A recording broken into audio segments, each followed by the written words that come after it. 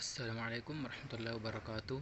Alhamdulillah ketemu lagi dengan saya Bapak Irwan, dan pada pertemuan kali ini kita akan membahas bab 3, yaitu menghadirkan sholat dan zikir dalam kehidupan sehari-hari.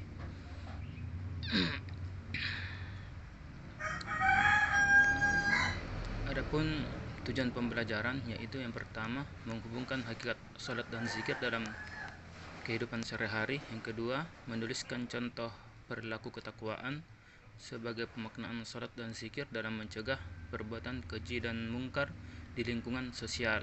Yang ketiga, membuat quote tentang salat dan zikir mencegah perbuatan keji dan mungkar. Islam ibarat sebuah bangunan, yang mana yang pertama adalah syahadat sebagai pondasi, salat sebagai tiang agama, dan dakwah sebagai atap. Jadi Islam ini adalah ibarat tiang agama yang harus dilaksanakan oleh setiap muslim.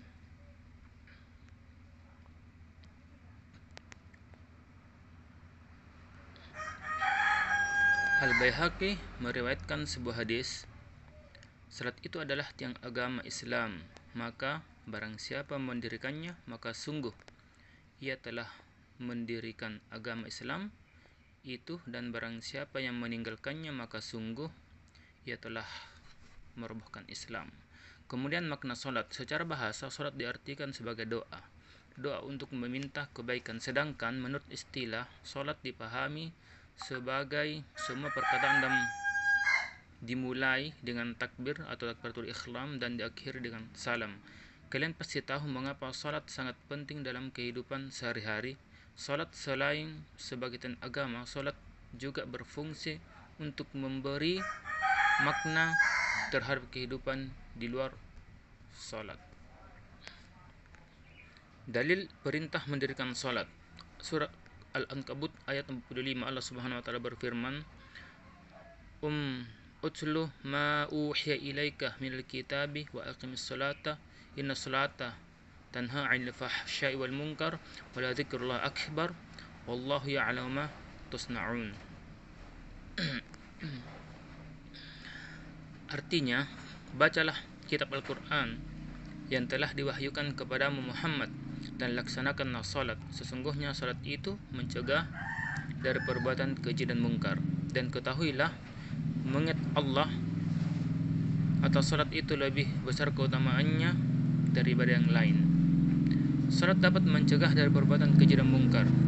Jika salat dilaksanakan dengan sempurna, sungguh-sungguh dan ikhlas, maka akan mencegah kita dari perbuatan keji dan mungkar. Seseorang yang selalu melaksanakan salat akan tumbuh rasa takut berbuat dosa, baik dosa kepada Allah, dosa kepada orang lain, maupun dosa terhadap dirinya.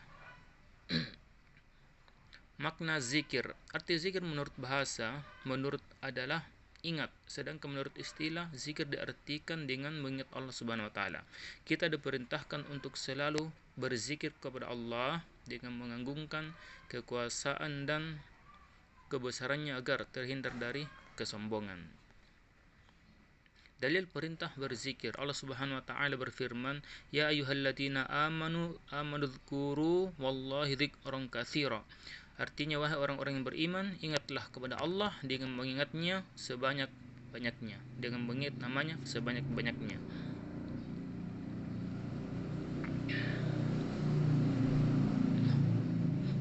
Kemudian selanjutnya, cara berzikir sebagai berikut. Yang pertama, zikir dengan hati, yaitu dengan cara bertafakkur dan merenungkan ciptaan Allah Subhanahu wa taala sehingga timbul dalam pikiran bahwa Allah Subhanahu wa taala adalah zat yang maha kuasa. Yang kedua, zikir dengan ucapan, yaitu mengucapkan lafal-lafal yang di dalamnya terdapat keagungan namanya. Contohnya adalah tauhid, tahmid, tasbih, tahlil, takbir, membaca Al-Quran, dan salawat. Yang ketiga, menaati perintahnya dan menjauhi larangannya merupakan zikir dengan perbuatan. Kemudian selanjutnya, salat untuk meraih ketakwaan dan menghindari perilaku tercela. Kita diperintahkan untuk menaati perintahnya dan menjauhi larangannya, baik dalam urusan pribadi, keluarga, masyarakat maupun negara. Seorang muslim yang bertakwa akan senantiasa menjaga diri dari hal-hal yang dilarang, bahkan dari perbuatan yang kurang pantas. Ia sadar bahwa takwa itu bukan sekedar slogan, akan tetapi disiplin untuk menjaga dirinya dari siksa di hari kiamat dengan melaksanakan perintahnya dan menjauhi larangannya.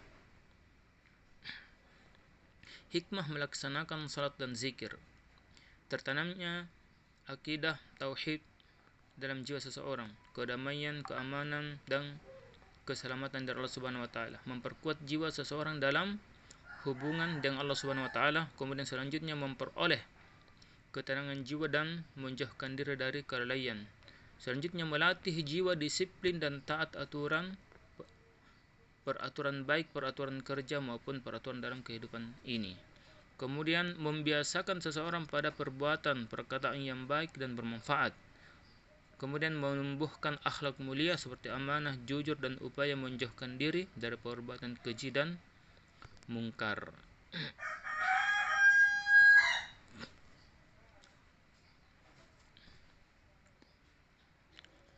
Kemudian selanjutnya mengamalkan salat 5 waktu dan zikir secara istiqamah. Yang pertama, menyadari bahwa salat dan zikir untuk mendekatkan diri kepada Allah Subhanahu wa taala. Yang kedua, memahami manfaat salat dalam kehidupan. Yang ketiga, kita akan kembali ke akhirat. Yang keempat, jangan menunda salat dan malas berzikir. Yang ketiga, niat yang tulus. Selanjutnya, lakukan salat berjamaah. Berteman dengan orang-orang yang rajin salat. Banyak membaca buku keislaman.